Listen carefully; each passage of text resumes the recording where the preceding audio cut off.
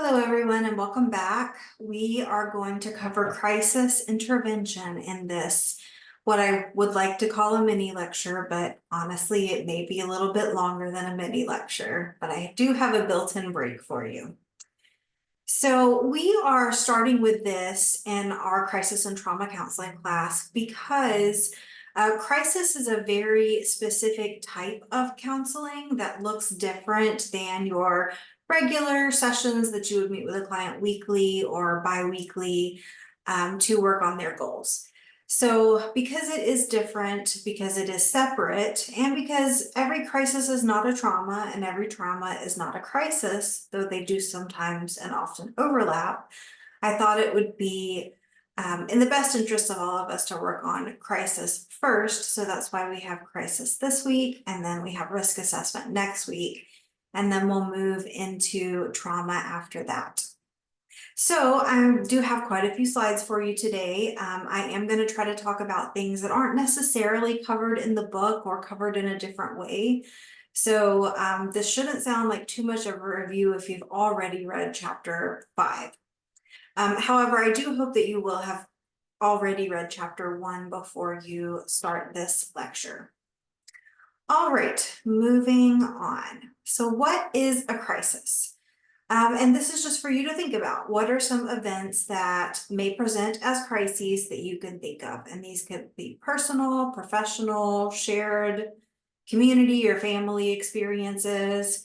I'll have several times throughout this lecturette, I guess you could say, that I'll ask you to think of things. And so if you want to keep notes, either on a notepad next to you or on your computer, that could help with some of your reflection, but of course it's not required.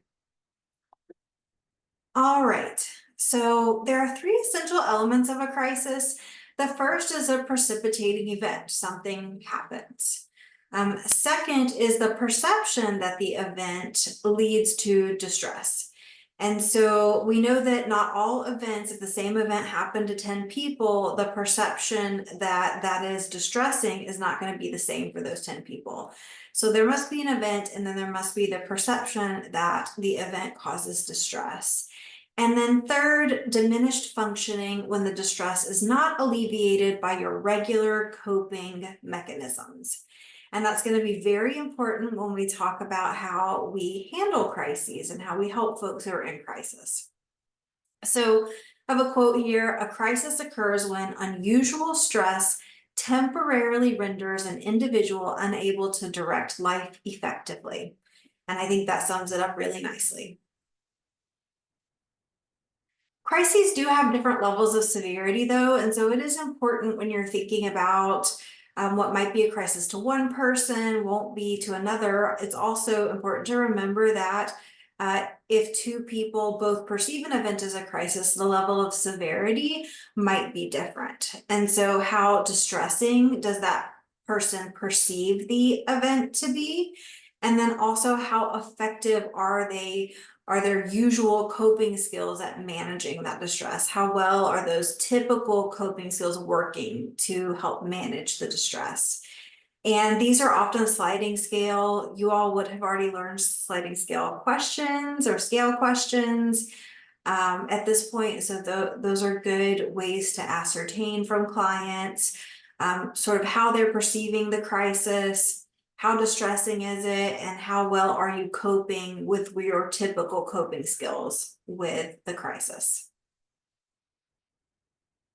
So much like many other aspects of life, crises are like a balloon. And so if your life is already full of struggles, not even necessarily other crises, but just struggles, difficult times, maybe you're stressed out about work or things aren't great at home, or you've had a series of unfortunate events happen, one thing that may be outside of that context wouldn't put you in crisis may be enough air added to the balloon to pop it. And so this is important to remember, because you may look at folks and say, I don't understand why that's such a big deal, or I don't understand why this person is so upset and why they can't cope with this issue. Well, it was probably the last bit of air that broke the balloon. And so it is really important to remember that everyone's perception of crises is gonna look vastly different. So let's talk about the levels of crisis. Crises can occur in different capacities, right? So you can have an individual crisis, where a person has something happen to them. Maybe they break their leg, or their car breaks down, or they get laid off. Now, I will say, I'm not sure that any crisis happens in a vacuum. Most of us are connected. And so those events would affect other people. But if you're looking at sort of the main person it's affecting, that would be on an individual level. And then we can talk about couples and families and crises that happen in those. It could be anything from infidelity to a house fire. All of those would sort of fall under a crisis. And then communities. I mean, think about community crises, things like school shootings, tornadoes, um, any other sort of like a flash flood, so things that happen that affect more than one family unit sort of in a grouping. And then it's also important to remember that crises, are not limited to traumatic events, disasters, loss, these big things that we think of as traumas. A crisis can occur, especially on an individual level and internally, when change presents itself. So we've all heard of like the midlife crisis, right? Something can happen internally where maybe you're offered a job promotion, but you've really been thinking you don't want to work in this line of work anymore, but your family needs the income and it's a good opportunity. And so there are a lot of stressors that can cause crises. And so it's not going to always be sort of your list of, oh, well, these things cause people to go into crisis. So crises occur on a continuum, and not all crises lead to dangerous situations. That's important to note. The goal of crisis intervention is to help our clients figure out how to manage what they're dealing with so that they can avoid sort of this idea of losing control or moving into more suicidal ideation, homicidal ideation, violence, things like that. And so it's really about catching a person at the beginning to middle of a crisis situation and helping them de-escalate that and build their coping toolbox. Because remember, one of the key aspects of a crisis is that the coping skills that you usually use when, let's just say, bad things, uncomfortable things, things that we don't expect happen, is no longer working. So there are some models of different types of ways to think about crisis in your book. This is actually a different one, but when comparing and contrasting them, I found the ideas to be very similar. I feel like the double ABCX model has maybe a few less boxes than the one in the book, so I'm going to walk through it. So on the left-hand side, you have your pre-crisis time. And essentially, this is a person, and the person has their existing resources, the ways that they typically cope, social support, things like that. Stressors happen in our lives and we perceive them a certain way, and all of these three things interact, right? So, a stressor happens, my car breaks down. I perceive it as maybe bad, but not terrible because I work from home and so I don't have to use my car that often. But I am pretty uncomfortable not having a way to leave my house if I need to. So I'm going to think about my existing resources and, what do I have? Do I have funds to get my car fixed, or do I, need to save up for a while to get it fixed, etc. But overall, I'm okay, right? I'm not in crisis. So that's happening. But then, as you can see on the bottom, time goes on and the crisis occurs. So my car has already broken down, and on top of that, I break my wrist. And I've broken my wrist, and so now I'm having trouble getting to doctor's appointments because my car is broken down, and my partner works full-time out of the house, and he doesn't have a lot of time off or time available to take me to doctor's appointments. we'll just pretend that you also don't need your risk to drive here. So, because maybe that wasn't the best bone that I could have chosen for this example, but so you're in crisis now because your existing coping mechanisms for getting to the doctor, for getting your job done, for all of the other aspects of your life. So cooking and cleaning and taking care of yourself are hindered. And on top of that, you don't even have your car to take to the doctor. So you feel emotionally overwhelmed and overstimulated and like nothing is going wrong. And so we're going to move into like, how do we help someone move through a crisis? So we want to look at the A, B, and C here. So the A is the pile up, and that's what I was just sort of talking about, that feeling of overwhelm. There's multiple things that have gone wrong because of the crisis and the former precipitating events. And so, yes, life is feeling like it's piled up. And then we have B, what are the existing resources that the client has? You know, I do have a partner that can take off sometimes, or, you know, I could use Uber if I have the monetary resources for that. And that's some of the things that a counselor would bring in as well. So let's brainstorm some other resources to add to your existing resources. And then C is your perception of all of these things together. And so if you as the counselor can help remediate or slow down some of that pileup through adding new resources, as we move through the perception becomes less overwhelming, it becomes less like a crisis, and we are able to adapt and hopefully move that arrow up to where we're adapting and then move back sort of into thriving. However, the opposite of that can also happen if we can't find new resources, if there are far less of our existing resources that are available, then someone might move more towards maladaption, which could mean things like, you know, using substances to an extent that you didn't use them before. It could be causing fights in your relationship because you don't feel like they're offering you enough support, and so on and so forth. So I think you get the idea that your intervention as a counselor would be right around B of this model, the second B, of course, because this is the double ABCX model. So around adding to the existing resources, adding to the tool belt, so that the client will hopefully have a change of perception, cope better, and move forward. So stressor events can be viewed from a lot of perspectives, but the main idea is that there's a change in your ability to function.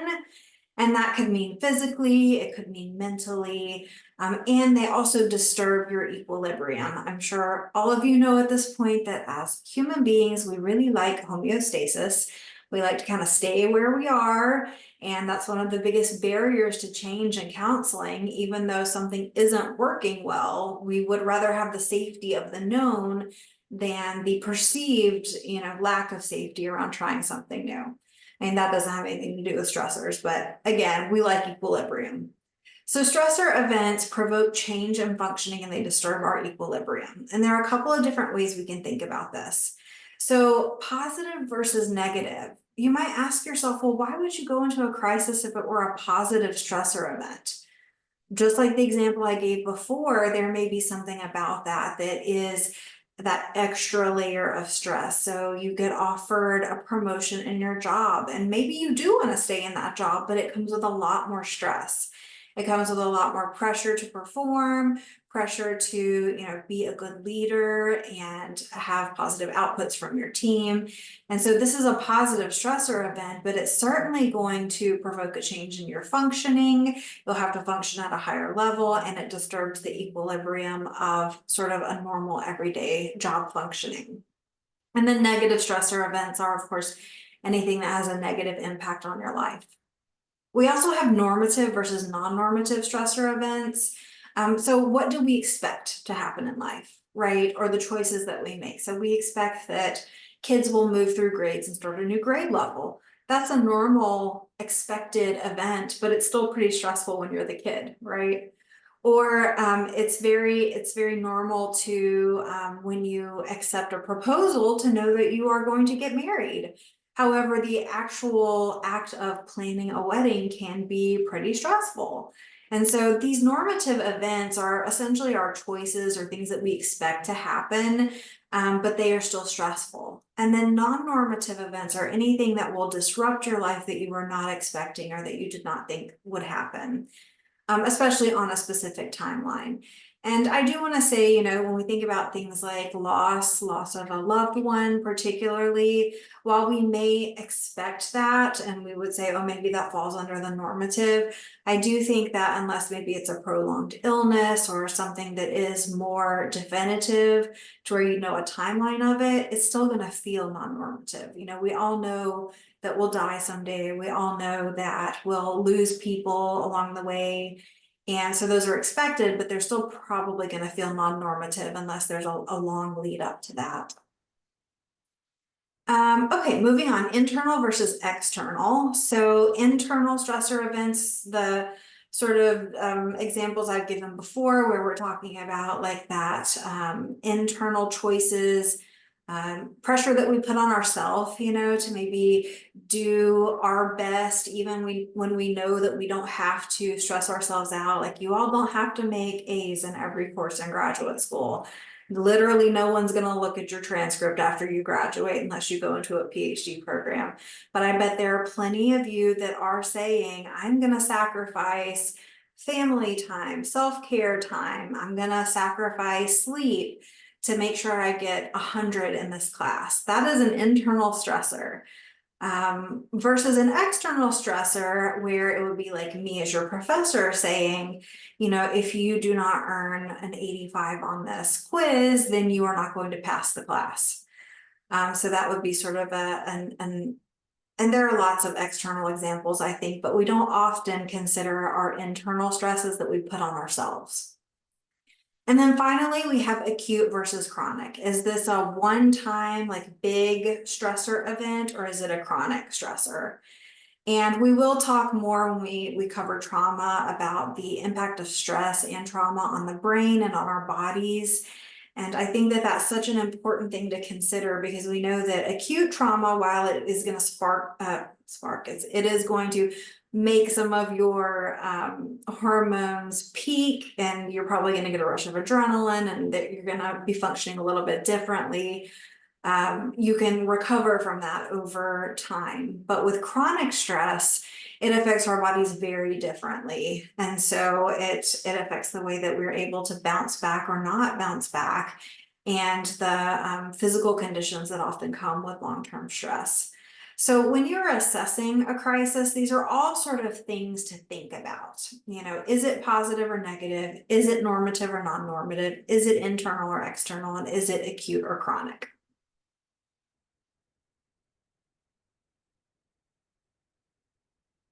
All right.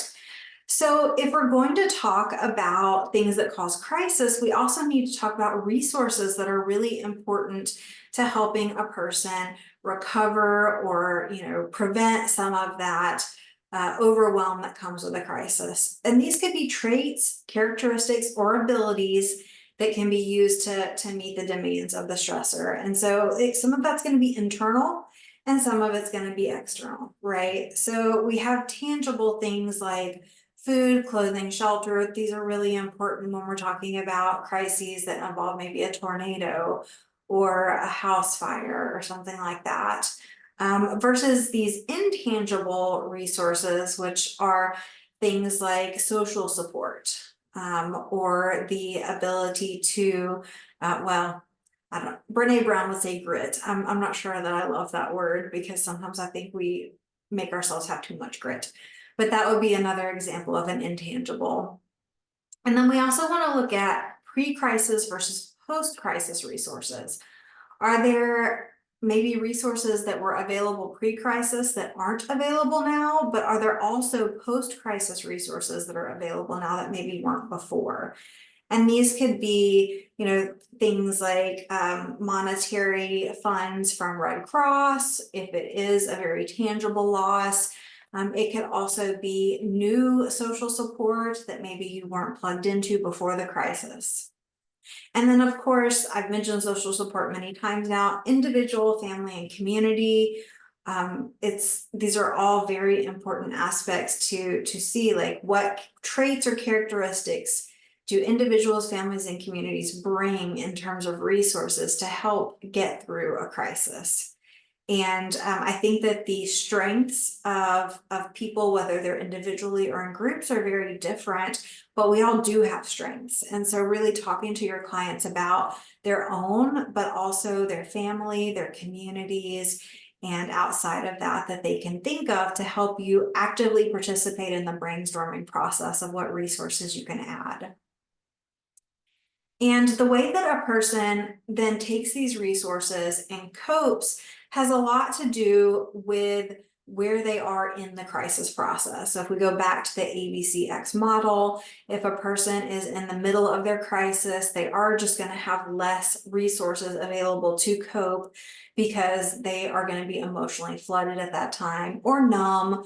They're having some sort of response when they're in the crisis that just doesn't allow our brains to be able to cope in the way that it does when we are able to step beyond that. And so make sure that you adjust your expectations of clients too, because it's not fair for them to be expected to always be at peak coping level in the middle of a crisis. And I would say the same for yourselves as well. If you're experiencing a crisis, it is okay if you are not at your peak counselor self. So I could talk more about that, but this is already a long lecture, so I'm going to move on.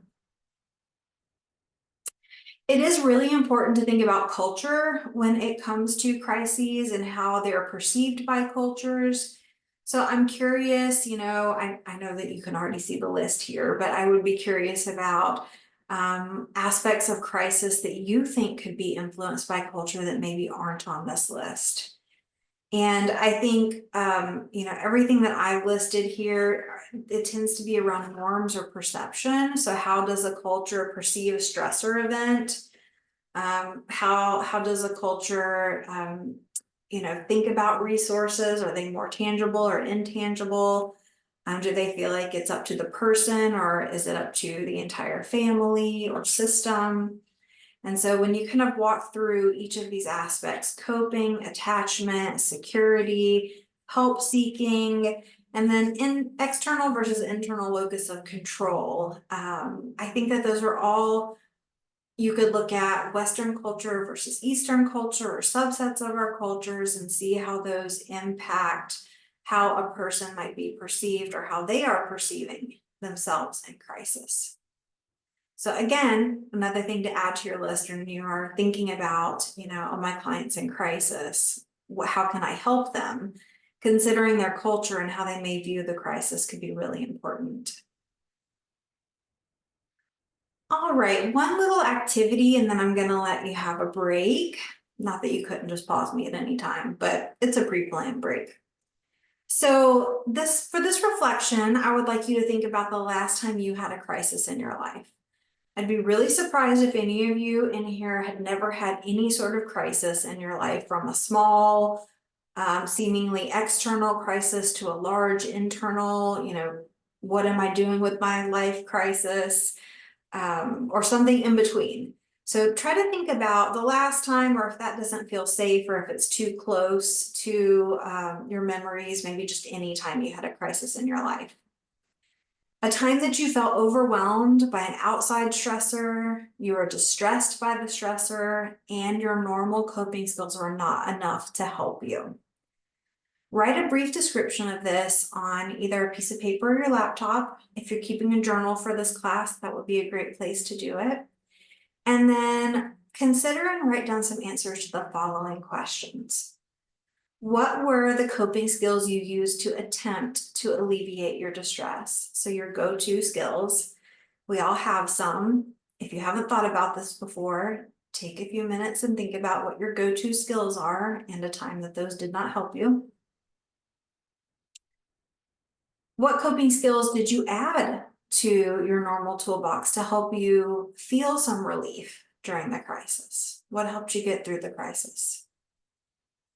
And then how did your cultural beliefs impact the way you thought about, processed, and worked through your crisis? Of course, I see that hanging parentheses right there, so I'm going to fix that. So take some time and do this, and then when you are done, take a break, stretch, use the restroom, get some caffeine or water, walk for 5 minutes at least, and then when you are ready, come on back.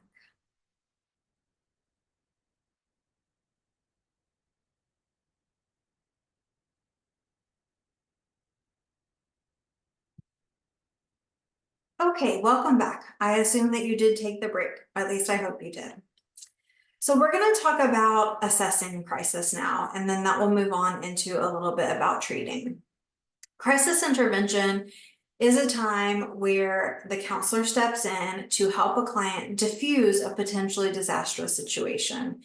And so I paraphrase some of that from the Greenstone and Leviton quote below. So one thing to remember about crisis intervention is that it's limited and targeted. It's a time limited, it's intervention limited, and it's targeted to getting the client through a specific crisis in their life.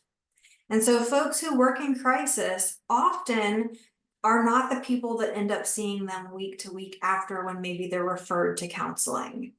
So counselors who work in crisis intervention will sometimes do that solely through a crisis center, especially like a county crisis center. Sometimes they will do it through a crisis team. I have served on 2 crisis teams, one for the parish that I lived in Louisiana, which is a county, in case you were wondering. Louisiana is strange and they refuse to call their counties counties. And then I also worked for a school crisis intervention team, which was across the entire school district. Now I did those on the side in addition to my regular job, and so that's one option as well. Oftentimes crisis teams are formed to be called out when there is a crisis, and so it's, unless you're working for maybe a county crisis center, that might be a separate or additional job that you take.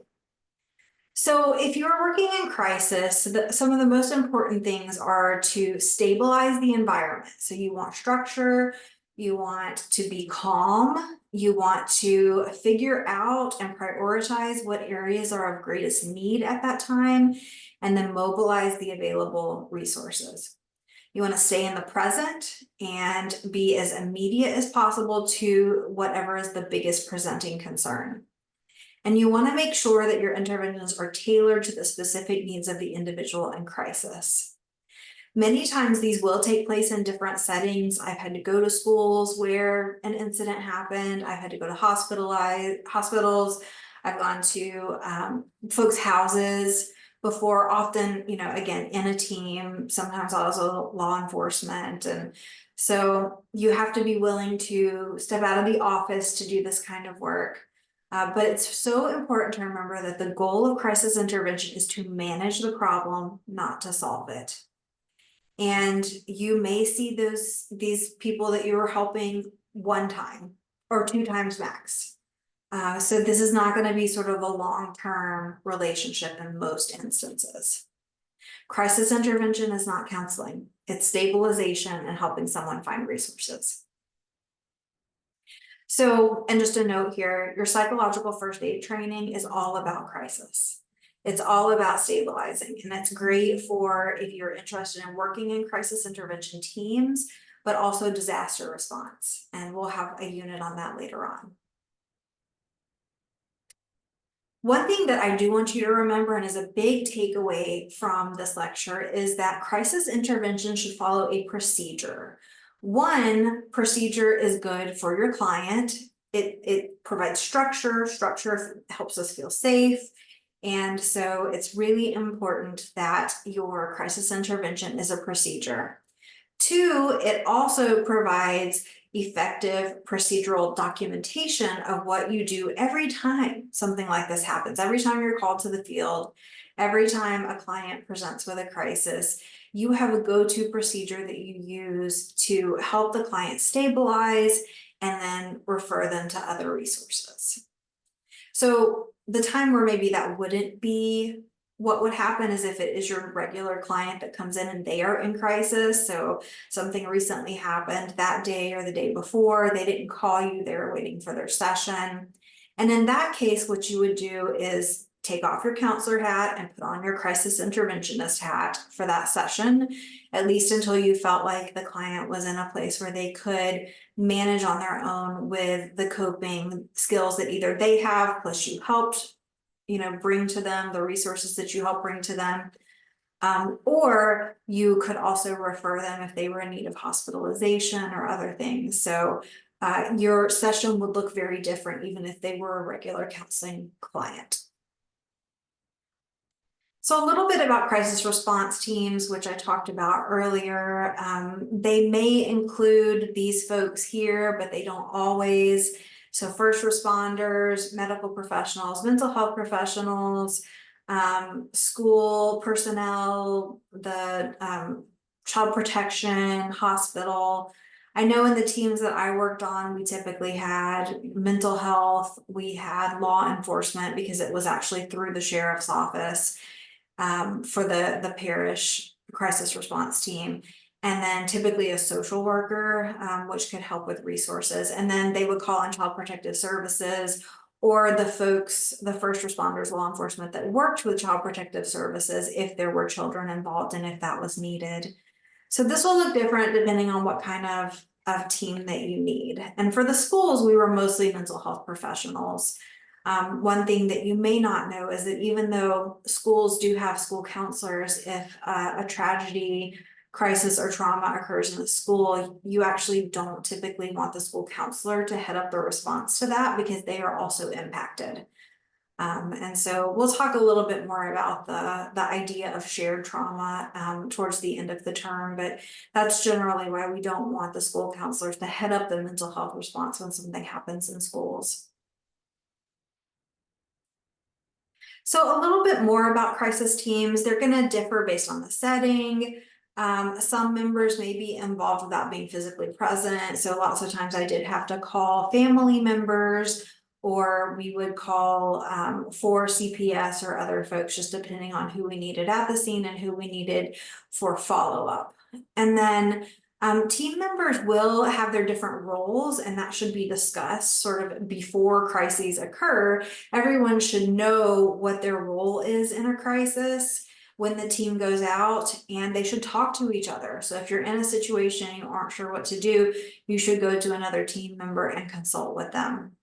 Crisis response, especially through a response team, should never be a solitary intervention. It should always be something you do with your team.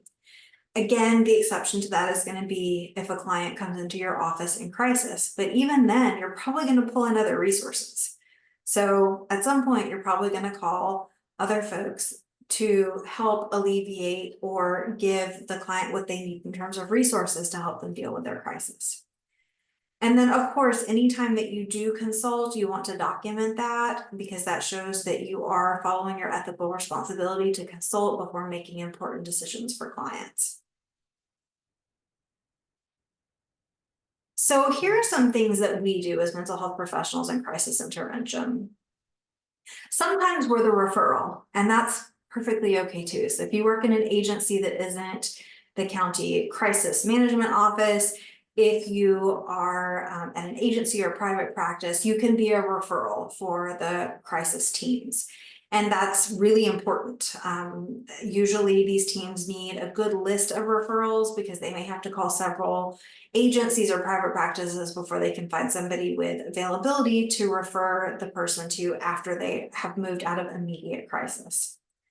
Another role that you could be working in is crisis counselor or therapist for emergency services. Once again, you are called out to the scene if something happens, if there is a bad car wreck. I got called out one time for a pretty bad four-wheeler accident in which a young person lost their life and we had to go talk to their family. So, the crisis counselor, and that sort of goes along with this mobile crisis unit that you may go on. Now, you could also be a crisis counselor that, if law enforcement or other, emergency medicine department, if they don't have a counselor on hand, they may call you and try to make an appointment for the person like the next day or something. You could also work as a consultant for crisis teams. You could do trainings for law enforcement in Crisis response, you could do inpatient intake if you were working in an inpatient center or an ER, and you could also work as an inpatient therapist at units that take, which, you know, most places it'll start with a hospital and then they may have a different unit or wing that is specifically for mental health risk. So these are all options for you if you're interested in working in crisis, you know, or crisis adjacent work.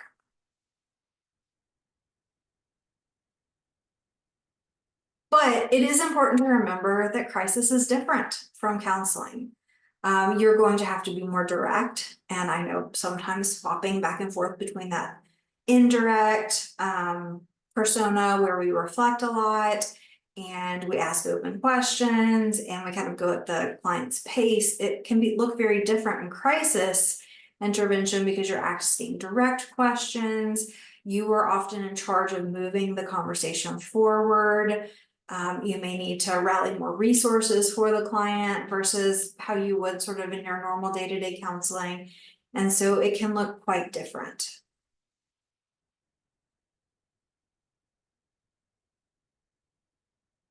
So we talked a little bit earlier about how there are lots of ways to gauge a crisis, right? And so we talked about the different types, whether it's expected, not expected, their perception of the event, etc. For crisis teams in particular, they will all often be given a level. And so it could be a routine crisis. So the person is in crisis, but also has some effective coping skills and a good support system. And they are willing to engage with that support system. And so there's very little to no danger to themselves. So the team might go out and do an assessment, or you might be called into the ER to do an assessment or something like that. And if they checked all these boxes, you would say, well, this is sort of a routine level of crisis. They do have support. You're probably, you know, especially if it's a suicide ideation, you're going to do a suicide assessment and then make a determination if they are of risk to themselves or if they need to be hospitalized or not. And then next we have urgent. This is when the person does lack some effective coping skills. So they're not doing well, their regular coping skills aren't working. They don't have a lot of support. They are not super invested in getting treatment or support for it, or they're ambivalent about it. But they still pose very little risk to themselves. So they're not actively suicidal or homicidal. They just aren't doing well. So again, you're probably going to want some resources for this person. It could include probably voluntary hospitalization if the client is open to that. It could be a self-care plan. It could be referring to community resources or setting up a counseling appointment for them over the next few days or something like that.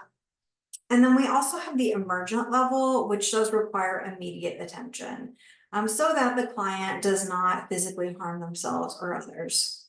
And so if you're writing case notes, maybe after doing an assessment in an ER, using this language would be very helpful.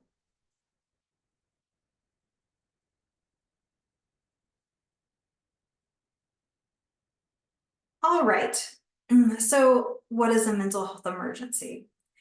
Mental health emergencies are considered immediate thoughts, threats, or actions related to severe levels of a suicidal or homicidal ideation, self-harm, wanting to harm others, so not wanting to kill them, but wanting to harm them, or an inability to care for themselves. If you think of someone who's maybe comatose from shock after an incident occurs or something like that. And your psychological, wow, first aid, that just flew right out of my head.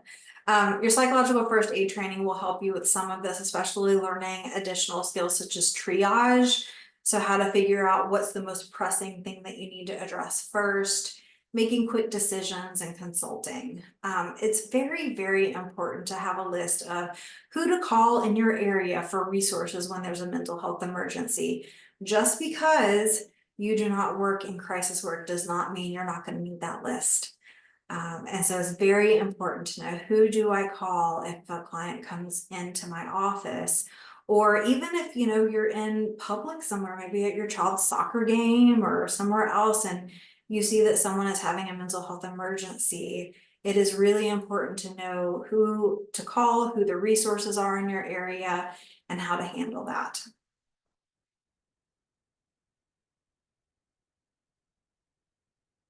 So some common symptoms in folks who are in crisis, again, there is just this general overwhelm of emotion.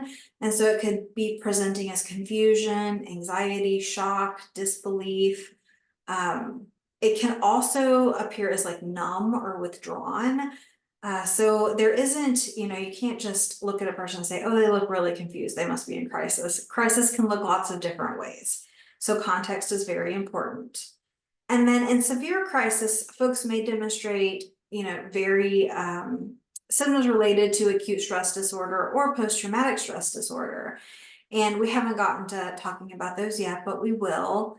But some things to think about when you're thinking about those diagnoses are intrusive thoughts or images, numbing. Again, we just mentioned that as the opposite of sort of the overwhelm or flooding of emotions, and hyperarousal, so that like extra jumpiness, reactivity, anxiety. And so folks in crisis can look like that as well. And acute stress disorder is actually most likely the DSM diagnosis you would use if you were treating a person who was actively in crisis. So when a person is in crisis, it is helpful to collect information on what was going on before the crisis and like how their day-to-day lives looked, how they coped. They may or may not be able to give you that information though, depending on how deep they are into crisis. So, you do the best you can, but you're not always going to be able to get that information. And it is really important for you to stay grounded, because you have to remember that folks in crisis may feel like they're in danger. They may feel desperate or helpless. And so there could be some strong emotions that could be acted out in crisis situations. And that doesn't always happen. I wouldn't even say it happens most of the time, but it is something to be aware of. Okay. So this is Greenstone and Leviton's model of crisis intervention. There is another model in your book. In fact, I think there's a couple of models and then sort of a combined model. So feel free to compare and contrast. Whatever I think speaks to you, whatever feels natural is the model that you should adopt.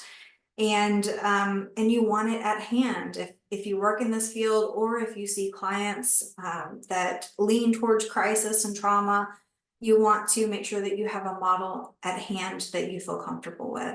So first, be immediate. If there is an imminent threat of harm, try to remove the person from that, help them relieve their anxiety if you have control over that. I think in many cases, if you're doing a work on the crisis line or something like that, it can be much more difficult to help the person remove themselves from imminent harm. That is up to them, but you could encourage them. But for this example, we're going to talk about an in-person example. So if there is harm, you want to remove the person from the harmful situation. So, if a person's house burnt down and the house is not stable, you want to move them away from the house structure. You want to take control. You want to help the client navigate because they are not navigating well right now. So you want to be cautious, appear stable and supportive, be assertive. This is time to put on your assertive pants. Those aren't always the pants we put on for counseling, but those are the pants you need today. Next, you want to assess the situation. Which problem is biggest? What is the most immediate concern? And be comprehensive. And they talk a little bit about which problem questions in this model, and I'll find a copy of those and put them in your Canvas for you. You want to be quick, but also comprehensive. So don't leave something out just because you think you figured out the aha, this is the main issue that I need to address now. So now that you know sort of what the biggest priority is in helping them, you want to figure out the best way to handle the situation. And this is going to depend on how the person is doing emotionally, physically. Are they able to sort of make decisions of their own volition, or do they need somebody else to do that for them? So think about your options, think creatively, use problem solving, and then ask the client about their personal resources. And then after you have sort of addressed the immediate, most pressing issue, you want to think about what referrals this person is going to need. So are they going to need more concrete referrals for things like housing and food? Are they going to need a follow-up with mental health professionals? Do they need to speak with child protection, etc.? So have your list ready, just like I talked about earlier. Who do you contact and why do you contact them and when do you contact them so that you can provide these to folks? I know in all of my crisis teamwork, we had binders and we updated the resources regularly and everyone on the team had one. And so that was just an easy way for us to be able to take those in the field with us and know that we'd have what we needed. And then finally, you do want to do a follow-up. So follow up with clients to make sure that they have made or attended appointments that you help them make. If they're sort of a mild to moderate severity, you want to follow up within a week. If they're closer to moderate, I would say maybe 3 days, 4 days. Mild, a week I think would be fine. But if they're in severe crisis, you want to follow up within 24 to 48 hours. The exception would be is if you do, help them do a voluntary hospitalization, or if somebody else does, you or someone else does an involuntary hospitalization, then you'll know how long they are at the unit for. So some things to think about. This is a good model. It's pretty simple as long as you follow it. But again, it's up to you, whatever model works the best for you to have on hand. So here are some things you may be asked to do in a crisis situation. Assess and triage, consult, make recommendations, sit with the client or check in on them, provide psychological first aid, coordinate hospitalization, or make referrals. Those are all perfectly fine ethical things for you to do in a counselor role. However, sometimes counselors are asked to do things that they should not do. And so this is an important slide. You should not make any decisions about client care alone.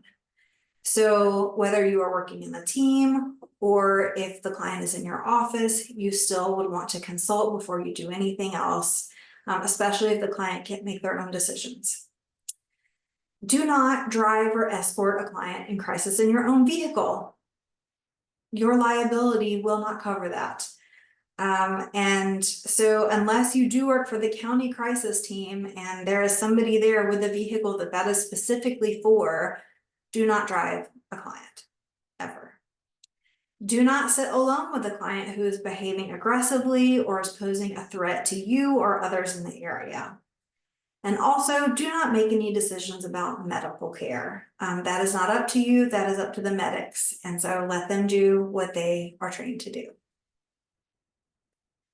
All right, we are about wrapped up. I have just a few more slides for you.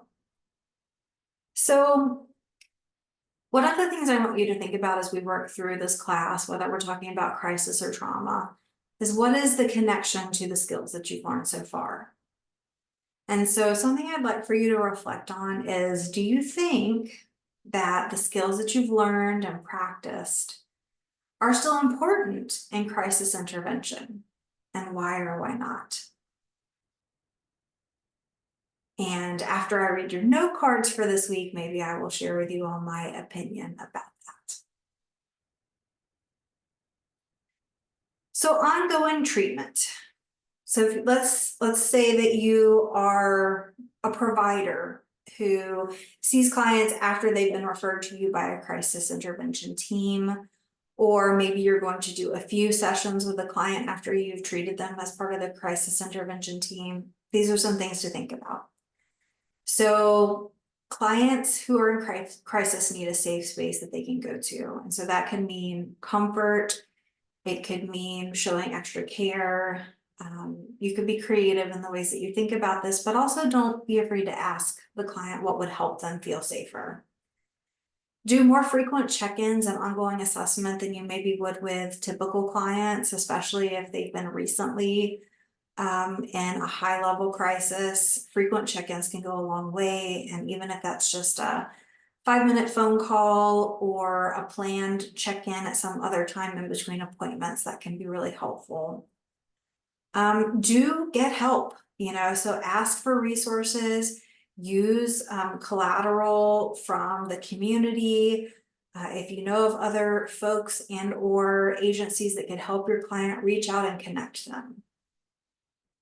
Make sure that both your client and their support system has effective and adaptive coping skills. So that's one of the things that we tend to struggle with, is that we have very rigid coping skills, and those are our go-tos every time something happens. And in crisis, they don't work anymore. So we need coping that can expand and retract as we need it.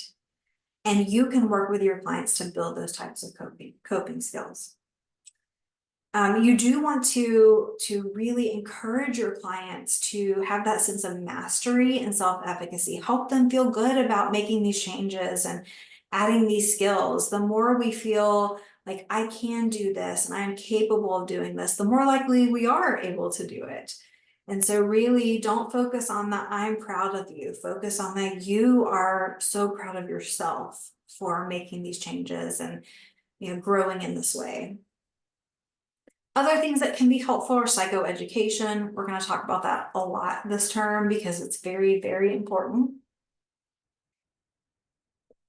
Talking to the client about what safety and security means to them, what coping has meant to them in the past, both maybe healthy and unhealthy methods of coping, and how to grow beyond that. One of the things we can do is help clients make meaning in crisis. And so some of you might already be interested in meaning making and how we help clients get through trauma and crises into the meaning phase. And we'll be talking about that more towards the end of the term. Some other really helpful interventions are CBT, looking at distorted thoughts, affect regulation, so just being able to ground yourself, acknowledge where you are with your feelings, and if you're being flooded, do what you need to do to come back down from that. Affect regulation is one of the skills that I think children should be taught and then reinforced for every year they're in school, because when we aren't able to regulate our emotions, we do tend to lean towards more unhealthy coping mechanisms. So this can be really important to work on with kids and adults. I've certainly had 60-year-old clients that I've worked with for affect regulation. Mindfulness training is very helpful. So different aspects of mindfulness, whether that's meditation or yoga or other things that are a fit for the client. And then reflection on growth, which that would come, further down the line, but how do we grow and change? How are we more resilient, to talk about with your client? So these are all sort of the long-term methods and goals you would have if you were treating clients who were coming out of a crisis. And I think we'll talk about most of these in relation to trauma too as we move forward.